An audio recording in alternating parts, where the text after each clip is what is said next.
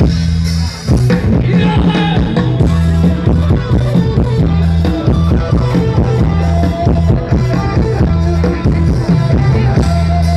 ป็นไอ้พวกสนองลาคนน้ำเขาใช้ไอ้น้องแต่มันไปก็ได้เ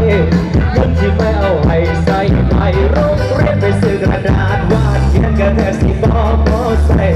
อินเทอร์เน็ตก็ยังให้ผู้แช่ไวไฟให้เอาใจแม่เธอน้องลาสาวนี้ขอเลื่อนใจก่อนอย่าเฝ้าก่อนเลยผู้ชายตรงกลางเดี๋ยวนักการหัวจะสีจะสั่งให้ขอโทษเลยล่ะรถก็มีน้ำมันให้หันว่าจ้าขออีกตัวไม่อยากจะเจอรถก็มีน้ำมันเขาเป็นนายเสาหลักให้มีความบังคับแต่มันไปก็ได้มาระดับสามแต่มันจะไม่พลาดโอ้เราอยากให้ผู้สาวน้องสาวใหญ่เอาไปก็ได้รถก็มีน้ำมันเฮ้ย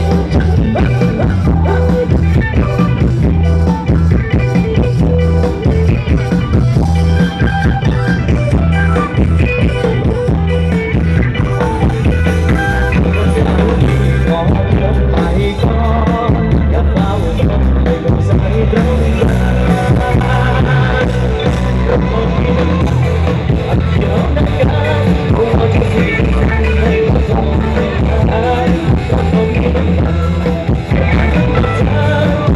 ขออีกหน่อยไม่อยากจะเจอใครรถก็มีน้ำมันขอเป็นที่เสาหลักให้มีความอดทนไปก็ได้มันน่าจะได้แต่ว่าจะเป็นไม่ได้โอ้อยากให้ผู้สาวน้องสาวใหญ่กับว่าก็ได้ว่ารถก็มีน้ำมัน